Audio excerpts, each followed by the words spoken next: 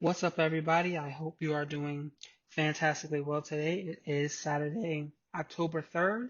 My name is Raphael Garcia, and I'm here for episode number 72 of the Let's Talk Wrestling podcast. Before I jump into all of the wrestling content that I usually cover each week, I want to say thank you for taking the time to listen to this show. As always, you can find us over on the flagship at MMA Ratings Net. You can catch us over on social media in Instagram and Twitter at I can't talk. MMA Ratings Net. Our podcast can be found over on Anchor, Spotify, Google Podcasts, Apple iTunes, and Breaker under the same name. You can subscribe and get content that I give you every week in the pro wrestling space. You can also catch our MMA podcast, which is every Tuesday. Myself and Shawan Hume talking all of the scraps in both MMA, boxing, and anywhere in between. As always, thank you for taking the time to check us out, and all we are doing. You can find me as well across social media over at rgarcia_sports. And as always, I thank you all for those who listen to this show, those who follow me across social media, and those who show interest in our content. This is a great time of the year because there's so much going on. I really appreciate all of you guys and girls too, actually, because I was looking at our metrics and noticed that a number of women also listen to our content too. So that's impressive. I'm shocked by that, but that's another conversation for another day. Today we'll be talking about. I'm giving a preview of NXT Takeover. Just going to maybe do a quick look back to Clash of Champions. Talk more G1 Climax and maybe get a little bit of AEW in there. I haven't caught too much of their content this week, but that's neither here nor there. So let's go ahead and jump right into it, talking about G1 and what we have seen over from New Japan this week. So G1 has continued to deliver, in my opinion. I am actually sitting here currently watching, I think this is night number 8. I have gotten to the main event where Sonata and Tetsuya Naito are competing, and I already know the finish to this, but I heard it was a great match, so I'm going to go back and watch this. But G1 has been fun. Like, that is a word that I will continue to use to describe watching this tournament. It's been fun, and I've enjoyed sitting here taking part in just enjoying professional wrestling. I think that, to me, in my opinion, that is what makes this tournament so special, is that it is just pure wrestling, and they're all competing for a prestigious prize in winning the G1 and also the title shot that comes with it. We're seeing good matches that I think the biggest thing I'm appreciating is the unpredictability of them. I was tweeting this morning that one of my complaints, and I say that in air quotes, about New Japan is that they rely on a lot of kickouts of finishers. I know we see that a lot in WWE as well. I'm not sure about AEW, but you see a lot of kickouts of finishers, so something isn't quite done yet. I was actually watching the Jay White Kota Ibushi match this previous week, and when Jay White pinned Kota off of one switchblade, just pinned him, that made me pop huge because I wasn't expecting that match to end that suddenly. You see other matches where they kick out of finishers, and you can kind of tell that after maybe the third one, the pinfall is coming, and it kind of takes me a little bit out of it. But all in all, G1 has been fun, and it's getting to the point where you have, in my opinion, you have no idea who is going to win. I think, just off of what I've been saying, is I think Naito is going to win Block B, and I'm thinking Kota Ibushi wins Block A, and I think Ibushi's getting that belt. It's just the right time. He has always been one of those guys hanging around the top, hanging around the highest level, but he's never been IWGP heavyweight champion. I think now is the time. He looks like $1,000,000. The dude is jacked upon jacked, and fans love him. He's going to go out there and give a hell of a match every single time he's in the ring. I think the time is now, and I can see it happening in Wrestle Kingdom this coming new year. Even if Naito does win and he wins Block B and he wins the whole tournament, I think he picks Kota Ibushi as his opponent and we get that match. I was leaning a little bit more towards Jay White initially, and he still may be my like 1A and 1B pick with Kota. But I think I'm coming around to Kota Ibushi winning this joint. Jay White might be my second selection here. Either way, both of those guys are a fantastic selection. If you want to go back and my match recommendations from this past week, Kenta beating Zack Sabre Jr. was fun. Yano is always fun to me in these joints. He's hilarious in my opinion.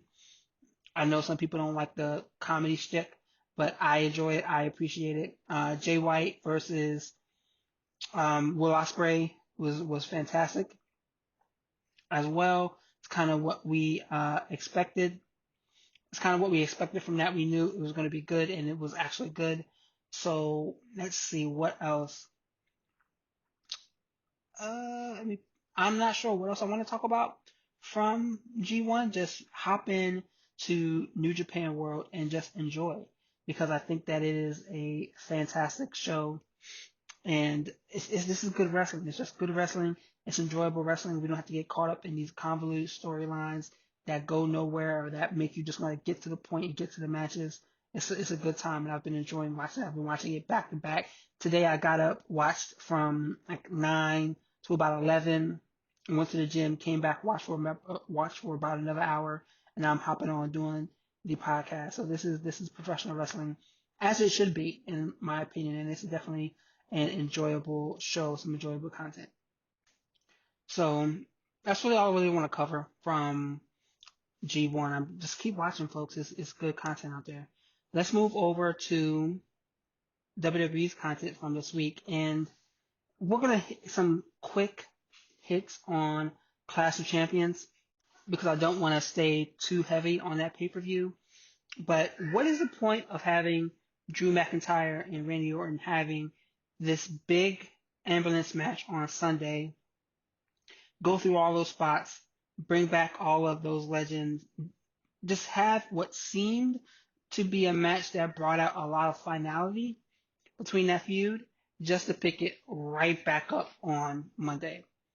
That's why WWE content just isn't working for me and the millions of viewers who are no longer watching your show on a weekly basis. Like, what is the point of that? They picked right back up with that shit on Monday, as if that whole match didn't matter, as if Randy Orton getting thrown into the back of an ambulance, getting drove off to the quote-unquote hospital just did not matter, because that's exactly what occurred here. And as good as that match was, it was solid. It doesn't matter. Like, that's the thing that I keep coming back around to. It just does not matter, and that is what is unfortunate. I remember reading a couple weeks back that we should expect this match with this feud with Drew McIntyre and Randy Orton to go through Survivor Series. That's 2 months away. 2 months away. And if Drew McIntyre just keeps winning each and every match, what is the point of that? When is enough enough? Because we know they're not trying to take that title off of McIntyre, which I respect. But when is enough enough, and when are we going to see? I'm over Randy Orton. I understand that he's one of the best in the business. I understand that he's been around for 20 some odd years. I understand that that man continues to know that he knows how to get it done, whether it's a heel or whether it's a face. But I, for one, am still tired of seeing this guy's face in the main event picture when there's so many other people that can have a shot. Bobby Lashley should be in that picture. I'm sorry. He had one shot at the belt, lost, and then got shuffled right back to the mid-card. Now he's doing work with the Hurt Business, and he has that United States title around his waist. But that just shows you how they treat like wrestlers of color. Like, you're good enough for the mid-card. You can get one title shot, but go ahead, go away. We don't have to go back to you. Same thing with Keith Lee, because he's there. He's there. Everyone's been talking about some phantom push and some phantom build he's supposed to get. Doesn't quite look like that. But I want to stick to what I was saying about Drew McIntyre and Randy Orton. I've had enough of this feud, everyone's had enough of this feud, but the match that happened at Clash of Champions, clear as hell, didn't matter. What did matter though was that match between Roman Reigns and Jey Uso. That shit banged to me, and it was about the storytelling of Roman just being pissed at Jey, thinking that he can hang with him in the ring, and just basically having to give this man an ass whooping and a half, like he had to do when they were kids, probably, and just wanting to be acknowledged as the head of the table. And I enjoyed that storytelling. Now you're going to have those people that didn't enjoy it, and while I understand opinions are opinions, everyone's allowed to have one. I saw someone tweeting about a sequence in one of the G1 matches between, I think it was Kenta and Will Ospreay, maybe. It may have been Kenta and Will Ospreay. I actually have let me pop this up real quick. It may have been Kenta and Will Ospreay and their match. Let me scroll back and see if that's where it was. Anyway, someone was talking about that match, and they were saying how the sequence between Kenta and Will Ospreay is better than anything that WWE had done in the all year, including the Roman Reigns and Jey Uso match. And I looked at that like, I understand people are upset with WWE's content. I get that. I understand that people want to see better, want to see more out of WWE's content. Again, I get that. But to make statements like that are just grossly like belittling of the work that Roman and Jey did, I'm like, I think that doesn't quite hit the mark. It was Shingo and Jay White. Not Jay White, excuse me, Will Ospreay and Shingo. That was a match people were so that was a match that the person tweeting was talking about. But either or. Let me see. So either way, the match with Roman Reigns and Jey Uso, I believe, delivered to me. I don't know if I really like them going right back to it for Hell in a Cell. It's still something different if they continue to build up Jay White along the way. Okay, like he had that match with AJ Styles on Friday. But I am okay if they decide to go in a different direction. What direction, I'm not sure. Because there aren't a lot of people on SmackDown's roster that I think they can go to. I don't want them to go to Big E yet. I want Big E to get his moment. But I am okay with the with the Jey Uso Roman Reigns storyline continuing for another month. But I think that needs to be the end of it. We don't want to see too much more of it after that, unless if they switch things up and they make the Usos, I don't know when Jimmy's coming back, and Roman even though Roman's been beating the shit out of Jey Uso, that they come together and it's like, hey, we're still family. Samoan SWAT Team 2.0.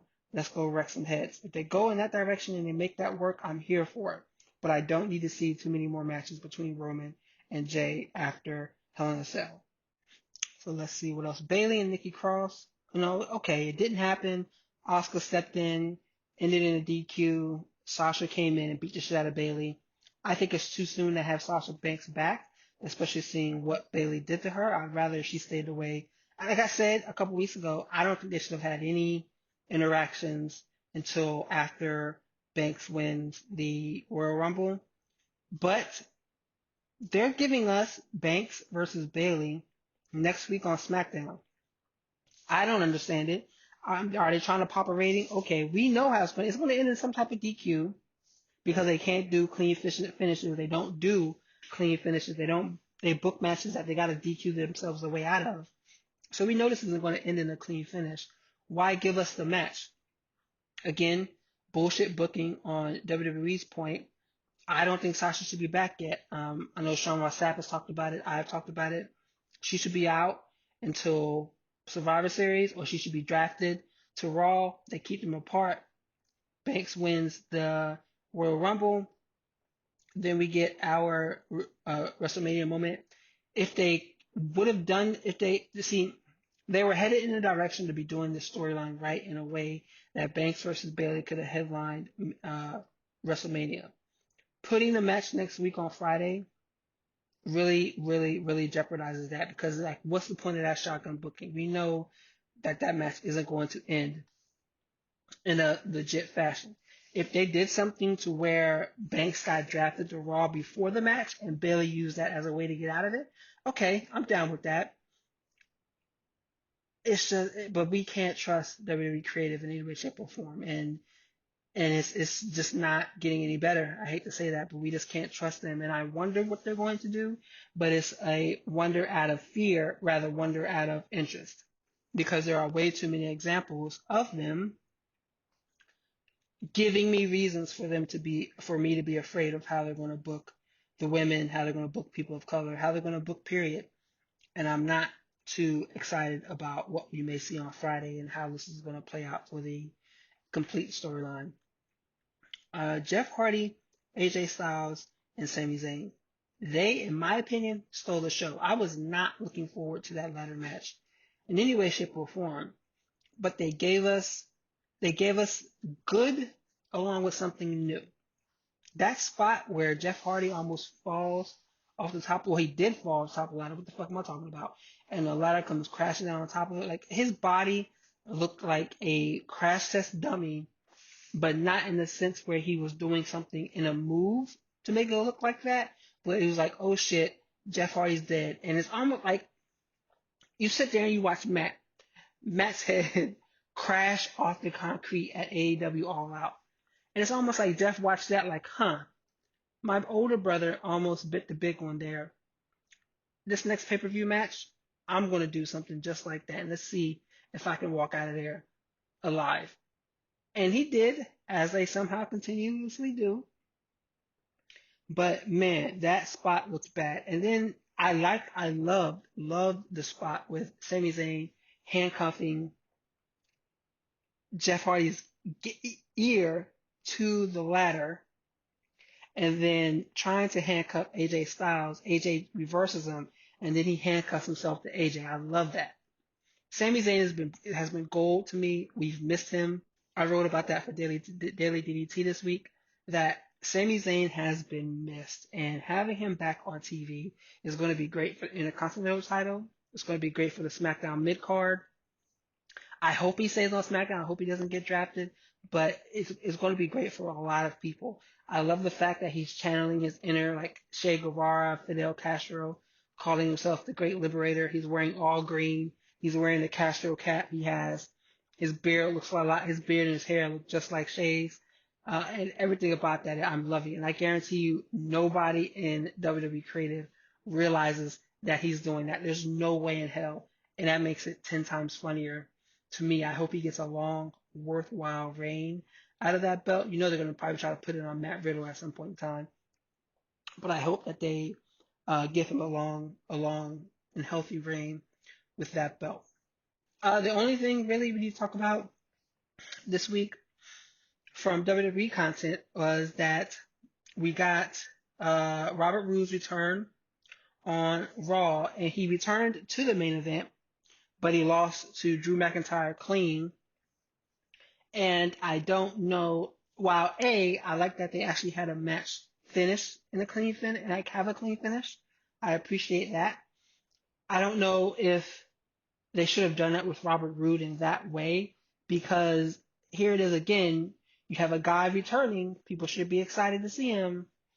We're going to job him out in his first time back, and I don't think that works. It doesn't work for me. It doesn't make me excited to see what's next for Robert Roode, because where can he really go? He's not going to go after Bobby Lashley in the Hurt Business. Him and Dolph, they could be a tag team, but the WWE tag team division sucks, so why would they want to go there? I wonder, is he even going to be on TV next week? Like, that's really just how bad it is. And let's see how that looks for him. Like, let's kind of play that out, but we'll figure that out as we go. Carmella returned on SmackDown. She made it clear that she is the She was the woman with all the glitz and the glamour that they've been previewing the last few weeks, and there's no telling whether or not she will get drafted to Raw or stay on SmackDown. But she has that diva-esque character now. Interesting bit of news is that she's never been an actual roster member of Monday Night Raw, which I think is very interesting. So I expect that change to come, and I expect her to be a part of that roster after the draft, which starts next week. What else? Is there any content? There isn't any content. So I want to talk about the draft next. And the draft is supposed to occur on October 9th, which is next Friday, and then October 12th, which is that following Monday on Raw. And right now, the thing that stands out to me is there's just no mention of NXT, which I think is a mistake. NXT is clearly being treated like the third brand, still like the little brother of the two.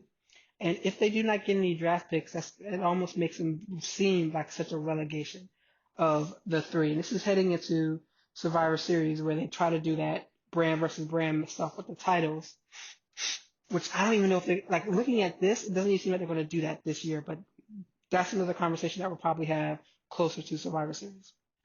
So I really don't know.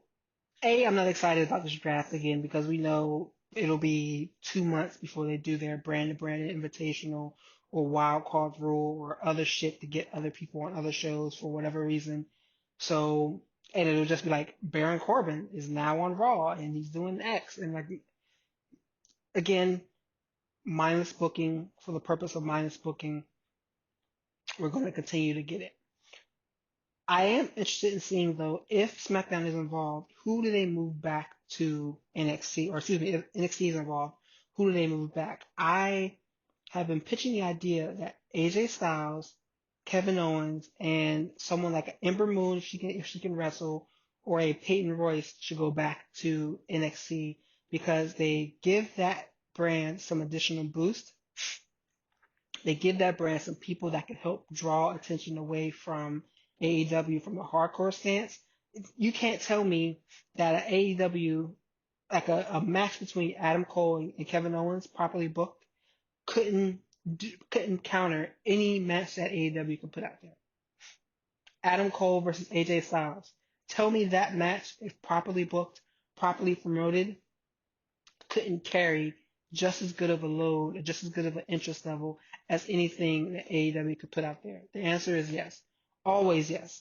We've seen what properly promoted and properly booked matches can do for NXT when it was with Sasha Banks and Bayley. Imagine if they have Styles, Owens, and Peyton Royce or one of the other women down on NXT on a weekly basis. That could do good numbers. The numbers haven't been bad. This week, I think it was 7 or like 820 to like 730 or something like that for AEW. The numbers have been consistently along those lines with 800 for AEW. They hit above 1 million a couple weeks ago, but usually between 8 to 830 for AEW, 6. The NXT numbers have been wavering more. It'll go from like 6 something to like 7 something more often or less. So you can never really kind of tell there, but they can chip away at that number if they build up that NXT roster correctly and they add some interest in those storylines. And I think that moving AJ Styles and Kevin Owens back would definitely help that. Ember Moon or Peyton Royce would as well. And I'm not the biggest Peyton Royce fan, but I think she's done enough on the main roster that she can be an attention stealer for people that may recognize her, people that may be fans of hers. So since we're talking about NXT, let's go ahead and move into our preview of TakeOver 31, which is tomorrow on the WWE Network. And I don't want to say forgot, but I was leaning towards NXT TakeOver being today, Saturday, just because that's what I'm used to. But this is an interesting card to me. It's not strongly booked, but there are matches that I want to see because I'm interested in how they end, because I think that they will have a place in the draft. NXT doesn't have any picks. That doesn't mean Raw and SmackDown can't pick people from NXT. Okay? So, let's talk about this Kushida versus Velveteen Dream match. I think they are going to draft Velveteen Dream away from NXT. And I think the reason why they want to do that is because it helps take some of the heat off of NXT, off of Velveteen Dream. I'm not saying that that's okay, but they did that with Matt Riddle, and they've taken him away from the audience that's going to know the worst about him. Same thing with Dream. Keeping him on NXT is going to keep people like turning away from the product. Not moving him to SmackDown or Raw doesn't make it any better, but it gets him out of the eye of their hardcore base. That's why I think Kushida is going to win. It is a travesty that this is Kushida's first takeover match, which is bonkers.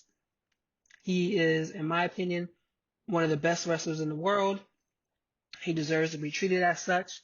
He is not treated as such by WWE.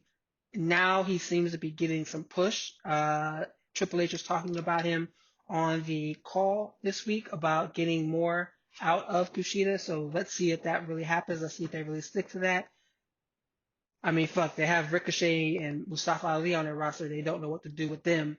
They have Bianca Belair on their roster. They don't know what to do with them. So how can I trust them having an idea of what to do with Kushida? But let's see what that looks like, because I think they're going to put him over Velveteen Dream in an effort to get Dream off of the Wednesday show. Santos Escobar versus Isaiah Swerve Scott. I think Escobar is going to win this match. Keeping the title on him is the right call, and I think Swerve is another guy who can get drafted as well. To me, I like that they're having the back and forth between Santos and Swerve. They're 1-1 against each other heading into this match. It'll be a good series tie-up if it ends here. I don't want to see these two guys feuding again on Wednesday to follow, but I think that this is a good way to kind of get them away from each other after this match, and I do think Swerve gets called up at the end of it. Then I'm going to talk about, see these three I'm talking about first, I don't really care too much about, but the two main events I do care about. Damian Priest versus Johnny Gargano. I think I could see Priest winning here. I kind of feel sorry for Gargano because he's been in the top positions in NXT, and I don't see him going back any point in time. I just don't see Johnny Gargano being back in that main event scene. I can see him losing the Priest here, and he's just continuing to be a win one, lose one type of guy. He doesn't want to go to the main roster, which I get. But if he doesn't, I mean, he's going to flounder on the main roster anyway, just like Shorty G would be if he was in that position. But he is going to continue to be like a win one, lose one type of guy on NXT as long as he's there. Now we have the two title matches that I am most interested in. First, Io Shirai versus Candice LeRae. I think Candice LeRae is going to win this title, and we are going to see Io Shirai called up to Raw. The reason why I think that is because she, in my opinion, is a perfect foil for Asuka. I know everyone wants Bianca Belair to be the one to defeat Asuka. I get that, and I think we're going to get that at some point. Io Shirai is the perfect foil for Asuka right this moment. Have her come in, act like she's Asuka's friend, act like she's here to save her, and I hate to say it, but act like she's kind of replacing Kairi Sane, and then have her stab Asuka in the back. Like, no, bitch, I want that belt, and they give us the great match that we know they can have, the match that we wished we could have with Kairi Sane and Asuka, but did not get. Everyone's heart is still broken over that we did not get that match. Io Shirai versus Asuka would be fantastic. To get to that, Candice LeRae has to win on Sunday and take that title off of Io Shirai. In my opinion, Candice LeRae is an excellent women's wrestler. She's an excellent wrestler, period. She wrestled Adam Cole for the PWG title a couple of years ago. She can fucking go. If they are going to do intergender wrestling ever again, Candice LeRae is the person to do it first. Her and Mia Yim. Let them do it. Let these women cook. I think Candice LeRae deserves to win that title, and she's playing this heel character very well. At first I didn't like it, but she's coming across as a believable, slighted wrestler who believing everything that they're saying, and I am enjoying watching her run. I enjoy her much more than I do her husband in Johnny Gargano, and I think now is the time to put that belt on her because it allows her to get that shine that she deserves, and it allows the WWE to take Io Shirai and put her on Monday Night Raw and let her and Asuka burn the house down. Then we have Finn Balor and Kyle O'Reilly, and I don't know how this match is going to go down. I believe Finn is going to keep the title, but I'm looking at Adam Cole like, dude, are you about to turn on Kyle O'Reilly? And if he turns, I think we're going to end up in a situation where Bobby Fish and Roderick Strong also turn against him. So Kyle O'Reilly becomes an over babyface, and he has to go up against Adam Cole, Bobby Fish, and Roddy Strong. Now, I don't like the idea of them breaking up the Undisputed Era. Again, I don't. I wish that group would have stayed together and they would have come up to SmackDown together. But that's not what we're going to get. It seems like all of the conversations around this group staying in NXT, so they needed to make some changes. And I like the idea of Kyle O'Reilly being presented as the new kind of face out of that group. He can go. I mean, I am a fan of Kyle O'Reilly's work. He is a great character. The dude can go with anyone in the ring. Him and Finn Balor are going to tear it the fuck up on Sunday. This is probably going to be WWE's match of the year.